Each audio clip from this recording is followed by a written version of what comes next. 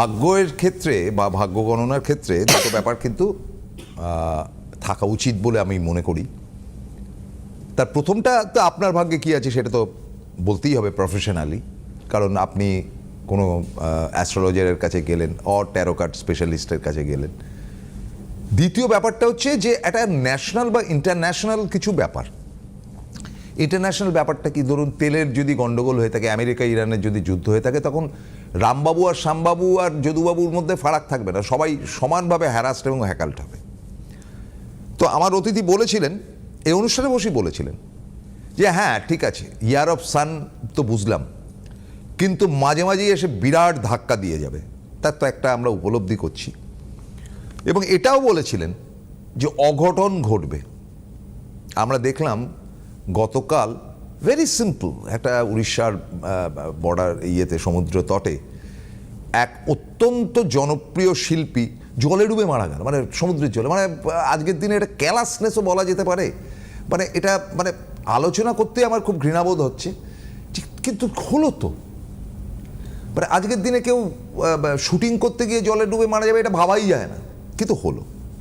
তো একটা ফোরকাস্ট বা ফরচুন টেলারের মতন তিনি তো বলেছেন। আজকে আলোচনা করব যেটা, সেটা হচ্ছে গিয়ে যে 16th of এপ্রিলে যে বুধের একটা ট্রানজ্যাকশন বা বুধের একটা আইডেন্টিটি তৈরি হচ্ছে, সেটা কি আরও খারাপ? না, ঠিক আছে। তিনি যদিও very soft in all respect, যে এক ভয়ঙ্কর ভয় দেখাবার লোক তিনি নন, তাহলেও কি কি আছে সেটা জেনে নেওয়া দরকার। একই সাথে আপনাদের ফোন নেব। শ্রীময়ী আছেন, ওয়েলকাম শ্রীময়ী। থ্যাংক ইউ প্রসন্নদা। নমস্কার বন্ধুরা, আশা করি সকলে ভালো আছেন। বাংলা বছরের প্রায় শেষ দিকটায় আমরা এসে পৌঁছেছি। চৈত্র মাস আর কয়েকদিন থাকবে, তার মধ্যেই হতে চলেছে একটি ট্রানজিট। জাস্ট বছরটা শুরু হবে, বাংলা বছর 1433 শুরু হবে এবং ট্রানজিটটাও আসবে। অর্থাৎ বুধ গ্রহটি, যেটি কি বালক গ্রহ এবং চন্দ্রের পরেই যার ফার্স্টেস্ট মুভমেন্ট, বুধ গ্রহটি তার 18 তারিখ এক্স্যাক্টলি, পয়লা বৈশাখ জাস্ট পরেই, আবার 16 তারিখ অমাবস্যা। হ্যাঁ, তো বৈশাখ মাস ব্যবসা বৃদ্ধি, গৃহপ্রবেশ, মানে বিভিন্ন পুজো, বিবাহ, একদম একদম অন্নপ্রাশন, মানে যাবতীয় বিপণী আরম্ভ ইত্যাদি নানা শুভ কাজের জন্য বৈশাখ মাসটাকে আমাদের সিলেক্ট করে রাখা হয় বাঙালি পঞ্জিকা অনুযায়ী বা হিন্দু পঞ্জিকা অনুযায়ী। তো এর মানে ব্যবসার সঙ্গে বুধ ভয়ঙ্করভাবে রিলেটেড। আমার প্রচুর ব্যবসায়ী ক্লায়েন্ট রয়েছেন, আপনারা যারা পর্দার ওপারে রয়েছেন। তো আজকে বরং বলে দিই বুধের এই সঞ্চার কি পরিবর্তন বা কি ইম্প্যাক্ট ফেলবে, সোজা কথা কি প্রভাব ফেলবে বুধ। প্রভাবটা ফেলবে। প্রভাব যদি না ফেলে প্রসন্নদা, বুধ গেল আর বৃহস্পতি নাচানাচি গুলো দর্শকদের কি ইম্প্যাক্ট, গভীর ইম্প্যাক্ট ফেলে আমাদের জীবনযাত্রার উপরে। তা 18ই এপ্রিল বুধটা ঢুকছে, ফার্স্টে বলে দিচ্ছি কোথায় ঢুকছে, মীন রাশিতে ঢুকছে, যেখানে মানে মীন রাশি হচ্ছেন বৃহস্পতির ঘর, এবং বৃহস্পতি এই মুহূর্তে বসে রয়েছে বুধের ঘর মিথুন রাশিতে। অর্থাৎ বুধ এবং বৃহস্পতির ইন্টারচেঞ্জিং, ক্ষেত্র বিনিময় হচ্ছে। এই ক্ষেত্র বিনিময় যোগটা কিন্তু ব্যবসার ক্ষেত্রে বড় ইম্প্যাক্ট ফেলবে। ইম্প্যাক্ট মানে সেটা কি ভালো ইম্প্যাক্ট না খারাপ ইম্প্যাক্ট? কিছুটা মন্দ ইম্প্যাক্ট। এটা মানে যারা মানে প্র্যাকটিক্যালি জ্যোতিষটাকে মেলাতে জানেন তারা এটা জানেন। দেখুন, বুধ হচ্ছে ব্যবসা সেক্টর, তো এবং এক ক্ষেত্র বিনিময়টা ফুড সেক্টর, বৃহস্পতি ফুডের ব্যাপার। তো সুতরাং দেখুন, ফুডের জায়গাগুলো, দোকান বলুন, রেস্টুরেন্ট বলুন, ওয়ান আফটার আনাদার। কারণ মীন রাশি হচ্ছে বুধের নিচস্থ ক্ষেত্র, কন্যাটার তুঙ্গ। তো এইবার হচ্ছে কি, নিচস্থ ঘরে সে গমন করছে। মানে যারা ধরুন বর্ধমান, শক্তিগড়, আমিও যাই ওর ওপর দিয়ে দুর্গাপুরে, আপনি দেখবেন মানে পরপর সবকটা মিষ্টির দোকান কিন্তু চলছে না, বা মিষ্টির মেনুতে অনেক কাট ডাউন করতে হয়েছে due to gas, due to এই সমস্ত এই ব্যাপারগুলো। ইকোনমিক ড্যামেজ তো হয়েইছে, প্রচুর যেগুলো হয়তো এক্সপোজ হচ্ছে না, সবটা এক্সপোজ হচ্ছে না কিন্তু হচ্ছে। এবং শেয়ার মার্কেট ক্র্যাশ করবে তো আমি অনেক আগে বলেছি। হ্যাঁ, ওটা হয়েছে। আচ্ছা, আমি আসছি একটুখানি, ফোন আছে, একটা বোধহয় ফোন আছে। হ্যালো প্রসন্নদা, আপনাকে নমস্কার, দিদিকে আমার শতকোটি প্রণাম। হ্যাঁ নমস্কার ভাই, কে বলছেন? আমি অমিত পাল বলছি, ভদ্রেশ্বর থেকে। হ্যাঁ বলুন অমিত বাবু। আচ্ছা, আমি একটু নিজের ব্যাপারে জানতে চাই। আমাদের অনুষ্ঠানে কেবলমাত্র নিজেদের সম্পর্কেই জানা হয়। ডেট অফ বার্থটা একটু বলতে হবে ভাই প্রোগ্রামের জন্য। 12 অক্টোবর 1986। 12/10/1986। 12 অক্টোবর 1986। আচ্ছা, 1 থেকে 9 এর মধ্যে একটা সংখ্যা বলবেন ভাই। 6 6। আচ্ছা, আর হচ্ছে আপনার প্রিয় রং? প্রিয় রং ব্লু। ব্লু। আর ওর নাম্বারটা এসছে 1। 1 এসছে। ওকে, এবার কোশ্চেনটা বলুন ভাই। আচ্ছা, কোশ্চেন একটাই, মানে আমার চলছে 8-10 মাস ধরে খারাপ টাইম, কিন্তু লাস্ট মাস 2-3 পুরো ইনকাম বন্ধ হয়ে গেছে, মানে কোনো ইনকামই, মানে টাকাই আসছে না, কোনো হচ্ছে না কিছু। না মানে কি করেন সেটা যদি হ্যাঁ, বলেন। ক্যারিয়ারটা আমি সত্যি কথা বলতে গেলে কি, অনলাইন লজ্জার কিছু নেই, দিদিকে আমি শ্রদ্ধা প্রণাম করি। আমি বলতে গেলে সত্যি কথা বলতে যে আমি একটু ছোটখাটো অ্যাস্ট্রোলজি প্রফেশন করি, তো প্রফেশনটা কি আমার ঠিক আছে বা এখান থেকে কিছু হয়ে উঠতে পারছি না। তা লজ্জা পাবেন কেন? আমার লজ্জার কি আছে? প্রচুর অ্যাস্ট্রোলজার আমার কাছে দেখাতে আসেন, অনলাইন এবং অফলাইন, কিছু আশ্চর্য না। মানে সবই ঠিকঠাক চলছিল, কিন্তু এই লাস্ট 8-10 মাস খাওয়া যায়, 2-3 মাস প্রচন্ড মানে কোনো ইনকাম হচ্ছেই না কিছু। ইনকামটা হচ্ছে না, ক্লায়েন্টের সাথে হচ্ছে না, ক্লায়েন্ট যোগাযোগ হলেও মানে তার মানে ধরুন সমস্যা, সেটা করাচ্ছে না, চলে যাচ্ছে। ম্যাচিং করছে আপনার না। অ্যাস্ট্রোলজি কি বলছে আগে আমি জানতে চাইবো। আপনার অ্যাস্ট্রোলজি আপনার ডাউনের কারণটা কি বলছে? আপনি তো অ্যাস্ট্রোলজি। বলতে গেলে কি, পছন্দ দাদা তো নিজের তো কেউ রোগ করতে পারে না, তো ওই জন্য সিনিয়র সমতুল্য তার কাছে সমস্যা জানাতে হয়। না না, সে তো বটেই, তিনি তো বলবেন, তিনি Of course, সিনিয়র, আমি বলবো। হুগলির লোক, আমি সবই একটা ঠিক কথা আছে। বলতে গেলে কি, আমি যেটুকু আমার নিজের বক্তব্য, আমার 7.5 মধ্যে এত যায়নি, অনেক ভালো কাজ, কিন্তু 7.5 ছাড়ার পরে এই ট্রাভেলটা হচ্ছে। 7.5 সার্ভিসে যাওয়ার পরে হয় 7.5 অনেক সময় একটা এফেক্ট থাকে, আপনি পচাই দূর ফেলে দিলেন, গন্ধটা তো থেকে দুর্গন্ধটা যাবে। আরো ঠিক, কিছুদিন ঠিক। আপনার লাইফে ঠিক, বাহ, জ্বালাচ্ছে। চমৎকার কিন্তু সেটা তো উদাহরণ প্রায় 1 বছর ওভার হয়ে যায়, তাও চলছে। কি রাশি ভাই? আমার মকর রাশি। কি রাশি? মকর। মকর রাশি আর লগ্ন? মকর লগ্ন। আচ্ছা, রাশি লগ্ন দুটো মকর, সময় তো ভালো যাওয়া উচিত, কিন্তু আপনার গন্ডগোলটা ভাই অন্য জায়গা থেকে আসছে। ফার্স্টেই একটা কার্ড রয়েছে, দেখুন আপনি দেখতে পাচ্ছেন, টিভির দিকে তাকান, 10 অফ সোর্স, অর্থাৎ ব্যাকস্ট্যাবিং হচ্ছে এবং সিক্রেট এনিমিজের থেকে হচ্ছে। দেখুন একটা ব্ল্যাক শ্যাডো, এটা যেটা হচ্ছে আপনার বাড়ির দক্ষিণ দিকে কিছু সমস্যা রয়েছে, সেইখান থেকে হচ্ছে, এবং উত্তর পশ্চিম বায়ুকোণ, এই দুটো জায়গা কিন্তু আপনি একটু ভালো করে একটুখানি দেখে নিন, এই দুটো জায়গাতে কি রয়েছে আপনার, সেইখানে কিছু সমস্যা রয়েছে এবং সিক্রেট এনিমিজ রয়েছে, যারা আপনার সাফল্যের রাস্তা ব্লক করছে। বেশ কিছু দূর কথাবার্তা এগোচ্ছে, কিন্তু ফাইনাল ডিলটা ম্যাচিওর করছে না, এটাই সমস্যা হচ্ছে তো আপনার। হ্যাঁ, তো সেইখানে শুধু আপনার গ্রহচক্রের জন্য ব্যাপারটা না, কারণ মকর রাশি এবং লগ্নের জন্য সামনের সময় যথেষ্ট ভালো, আমিও একাধিকবার প্রোগ্রামে বলেছি, কিন্তু আপনার সেক্টরটা একেবারে ব্যক্তিগত। তো সুতরাং এই জায়গাটাই, বাস্তুর এই দুটো জায়গা আপনি একটুখানি চেক করান আপনার পছন্দের কাউকে দিয়ে, এবং এই যে সিক্রেট এনিমিজ এবং যা আপনার রাস্তা ব্লক করছেন, সেই জায়গাটাকে একটুখানি আপনাকে সামলে নিতে হবে। এই দুটো করলে কিন্তু, আমি পরের কার্ডটা দেখাচ্ছি, এটার মানে গুগলে দেখে নেবেন, যথেষ্ট ভালো ফিউচার কিন্তু আসছে। কিন্তু শরীরটা একটু সাবধান, ডিপ্রেশন বড্ড আপনার মানসিক শান্তি নষ্ট করছে, রাতের ঘুম কেড়ে নিচ্ছে। Am I right? না, লাইনে নেই বলে। ঠিক আছে, ঠিক আছে, ওকে, ভালো থাকবেন। এবার আমি আমাদের কথাতে চলে আসি। আপনি যেটা শুরু করেছেন আর কি, হ্যাঁ, সেটা হচ্ছে যে নতুন বছর ব্যবসায়ীদের এবং বুধের পরিমাণ বা পরিমিতি। হ্যাঁ, তো এইবারে হচ্ছে, এখন স্বাভাবিকভাবেই কোশ্চেনটা চলে আসে যে এই পরিস্থিতি কতদিন চলবে। এই কোশ্চেনটা আপনার করার কথা, কিন্তু আমার মনে হলো যে এটার উত্তরটা আমি দিয়েই দিই। তো এইটা যতদিন না বৃহস্পতি কর্কট রাশিতে পুষ্যা নক্ষত্রে ঢুকছে, বৃহস্পতি হচ্ছে কর্কট রাশিতে তুঙ্গস্থ, এই মুহূর্তে সে পুনর্বসু, মানে তার সে যাত্রাটা করছে, পুষ্যাতে এসে সে উপস্থিত হবে, এবং তারপরে চন্দ্রের সঙ্গে সে ক্ষেত্র বিনিময় করে গজকেশরী যোগ তৈরি করবে, এবং তারপর থেকে ধীরে ধীরে ধীরে ধীরে আমরা আশা করবো অক্ষয় তৃতীয়ার আশেপাশ থেকে পরিস্থিতি অনেকটা ঠিকঠাক হবে, এবং মঙ্গলটাও ততদিনে বৈশাখ মাসে ঢুকে যাবে মেষ রাশিতে, তার নিজস্ব ঘর। না, এক্ষেত্রে যেটা জিজ্ঞাসা করা যায়, কারণ এটারই আমি আরো শুনবো, একদম, যেটা জিজ্ঞাসা করা যায় সেটা হচ্ছে ধরুন চৈত্র সংক্রান্তি।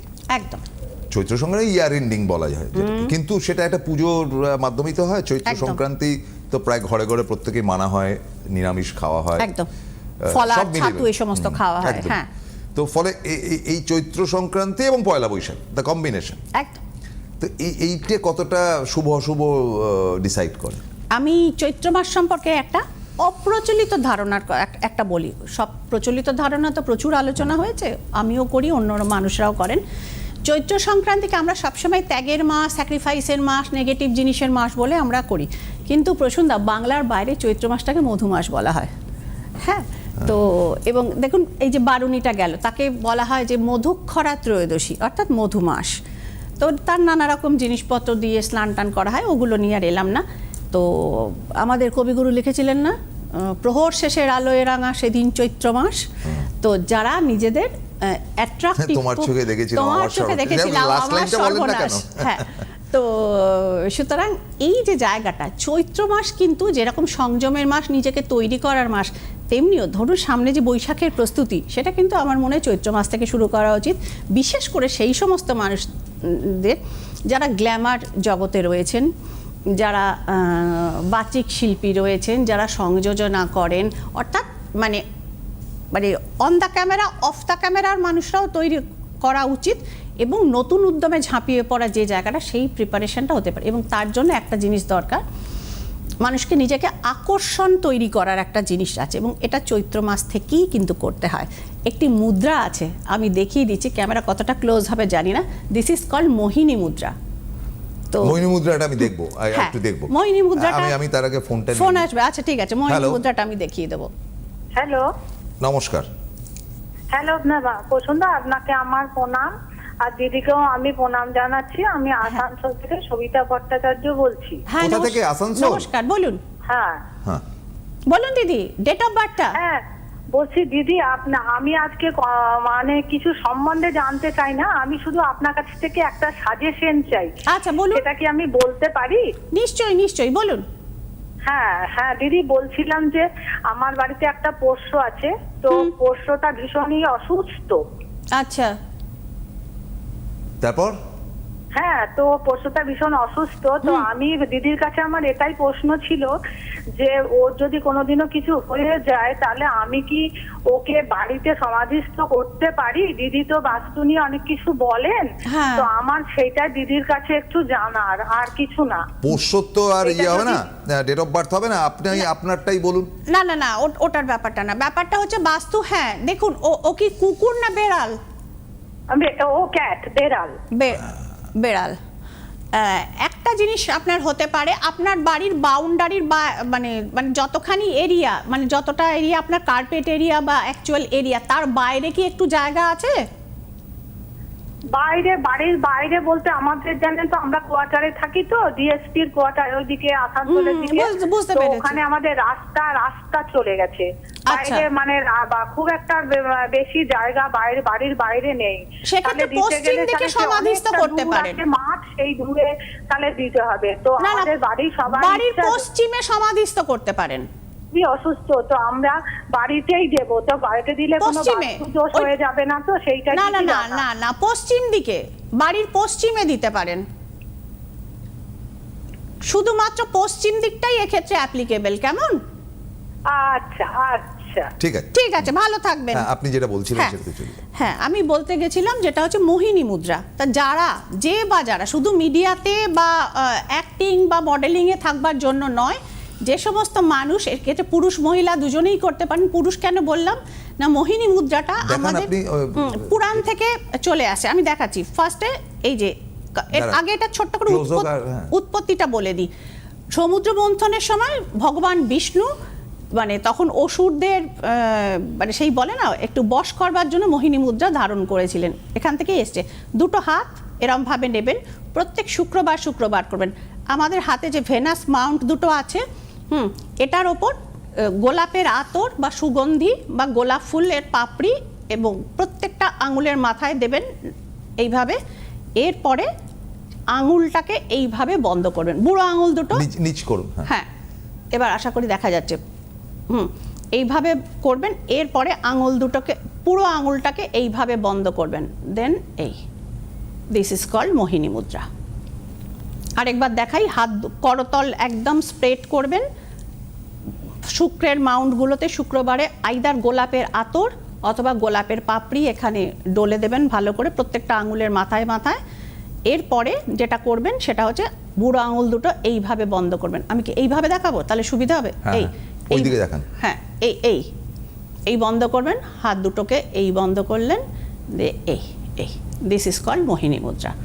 এইটা অন্তত 3 মাস টানা শুক্রবার প্র্যাকটিস করবেন, এবং তারপরে এবং সেই সময় নিজেকে ম্যানিফেস্ট করবেন যে আমি আমার মানে সব থেকে সুন্দর শেপে রয়েছি, সব থেকে সুন্দর আমার ভয়েস রয়েছে, তো সব থেকে সুন্দর আমাকে দেখতে লাগছে, এটা ইউনিভার্স আপনার সাথে কানেক্ট করবে এবং 3 মাস করে দেখুন আলাদা অ্যাট্রাকশন তৈরি হবেই হবে। এবং কেরিয়ার, যাতে ভেনাস রিলেটেড কেরিয়ার, অবভিয়াসলি সেখানে সাকসেস রেট বাড়বে, নতুন সুযোগ কিন্তু আসবে।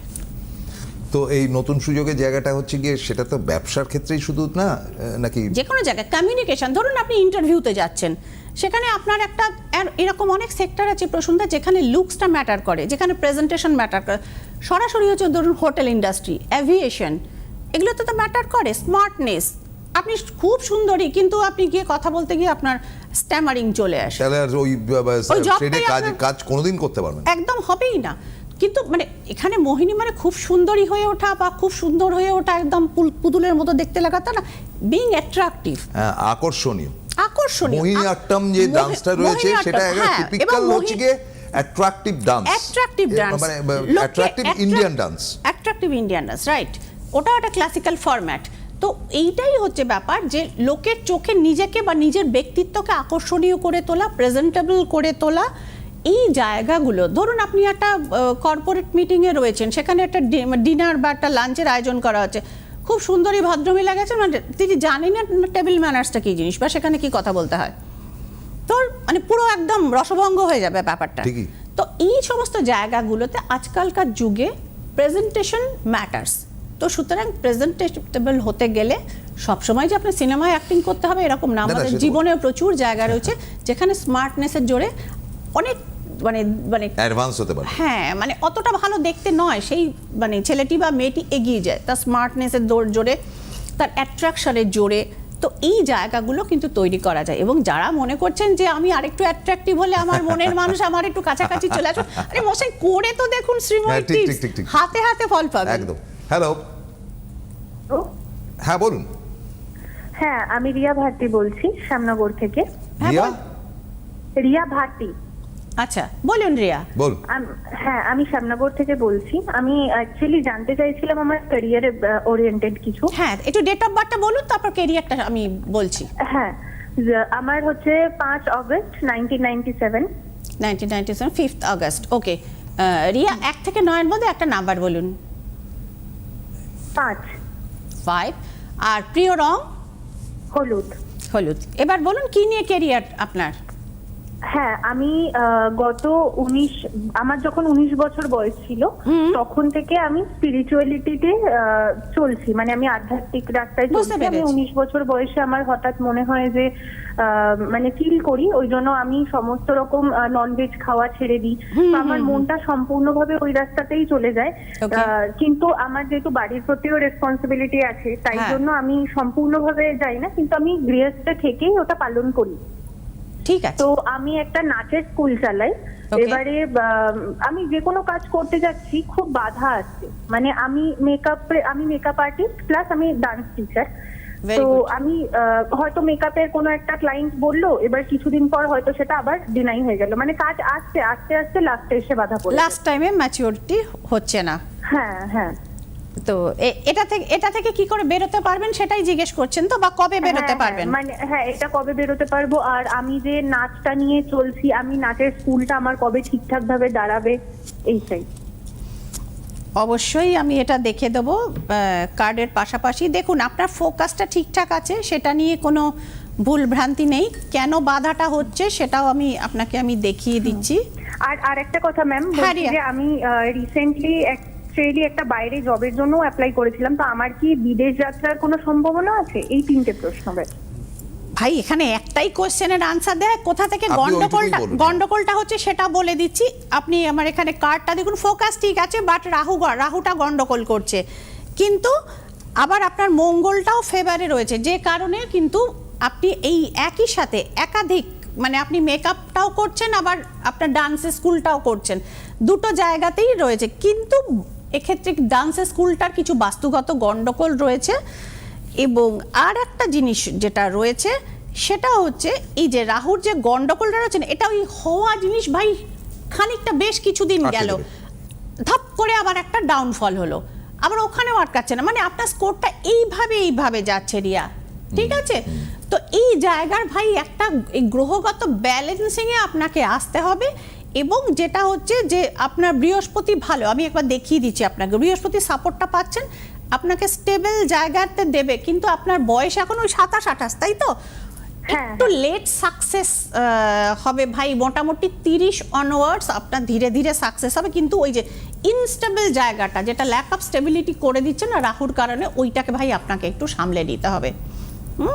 তো ওইটাকে সামলে নিতে পারলে আপনি এই জায়গাগুলোতে, এবং আমি একটা এর আগে প্রোগ্রামে একটা মোহিনী মুদ্রা বললাম, এটা একটু প্র্যাকটিস করুন, যেটার মধ্যে আপনার মেকআপ শিল্পটাও পড়ে এবং নৃত্য শিল্পটাও পড়ে। তো ওইটাকেও একটু প্র্যাকটিস করুন এবং ম্যানিফেস্ট করুন, আস্তে আস্তে আস্তে আস্তে দেখবেন ঠিক হয়ে যাচ্ছে। বাট ওইটা অ্যাজ আর্লি অ্যাজ পসিবল করুন, কারণ ওই স্টেবিলিটির গন্ডগোল হলে আপনি কোনো কেরিয়ারই দীর্ঘস্থায়িত্ব সাফল্য পাবেন না। ভালো থাকবেন। Thank you.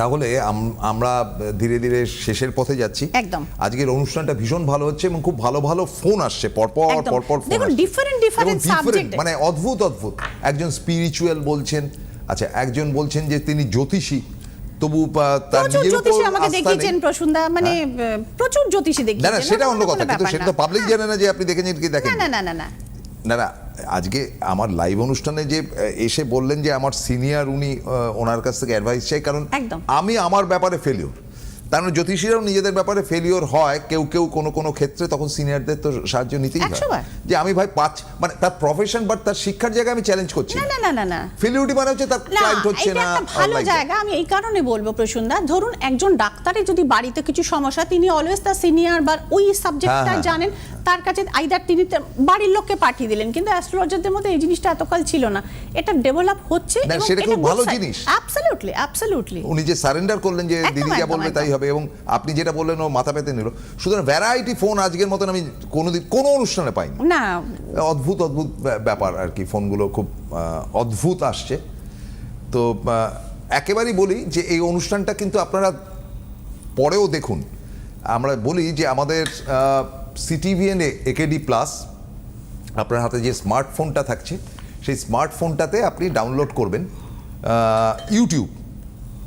এবার আপনি বলুন ইউটিউব তো আমার আছেই, যদি থাকে ইউটিউবে গিয়ে সিটিভিএন একেডি প্লাসটাকে ডাউনলোড করে ওটাকে সাবস্ক্রাইব করলেই আপনি কিন্তু সাবস্ক্রিপশনের মাধ্যমে আপনি কিন্তু পেয়ে যাচ্ছেন আমাদের এই অনুষ্ঠানটা পরপর। শ্রীময়ী কিন্তু ভেরি পপুলার, আমি দেখেছি যে তার রিলস অ্যান্ড খুবই পপুলার হয়। এখন ব্যাপার হচ্ছে তার প্রফেশনের কারণে পপুলার তো বটেই, যে একটা নতুনত্ব পাওয়া যাচ্ছে এই অনুষ্ঠানটাতে, সেটাতেও একটা ব্যাপার আছে। মানুষ তো ইউজ টু ছিল না, তো সেটা তো একটা কারণ বটেই। এবং তার সুমিষ্ট ভাষণ এবং সুন্দরী সব মিলিয়ে মিশিয়ে একটা বেশ জবরদস্ত হয়েছে আর কি। মানে শ্রীময়ী দিয়ে একটা ইজি গোয়িং ব্যাপার। ধরুন ইয়াং জেনারেশন যারা আমার ফলোয়ার, যারা আমাকে ভালোবাসেন, যেরকম একধারে সিনিয়ররা ভালোবাসেন যে আমাদের মেয়ের মতো, ওর সাথে গিয়ে কথাটা অ্যাটলিস্ট বলা যায়। তো ইয়াং ছেলেমেয়েরা ধরুন বাড়িতে কোথাও বলতে পারছে না, দিদি একটু দেখে নাও না ব্যাপারটা কি দাঁড়াচ্ছে, তো মানে ওই আর কি আমার সাথে ওয়েভ লেংথটা ইয়াং জেনারেশন আপনি মিশতে পারেন। হ্যাঁ মিশতে পারেন, মানে আমি অ্যাস্ট্রোলজার মানে আমি, তা নয়তো আপনি যদি মিশতেই না পারেন তাহলে আপনি তার যন্ত্রণাটা বুঝবেন কি করে, যে তার কি কি হয়ে রয়েছে, বা আপনি সবসময় আপনি একটা ক্রিস্টাল দিয়ে দিলেন কি একটা পাথর দিয়ে দিলেন। না, ওটা আমি আমার নিজের মানে ওই বলে না হৃদয়ে ঘটে, শুধু মস্তিষ্ক দিন, আমি হৃদয় দিয়ে বিচারটা করি। তো সুতরাং আমি বুঝতে পারি, কানেক্ট করতে পারি, এবং ওপরওয়ালা যেটুকু very much Sreemoyee, enough for today. আমরা বৃহস্পতিবার দিন ঠিক বিকেল 4টের সময় ফিরে আসবো দারুণ ইন্টারেস্টিং কিছু প্রোগ্রাম নিয়ে, দেখতে ভুলবেন না। নমস্কার। নমস্কার, ভালো থাকবেন।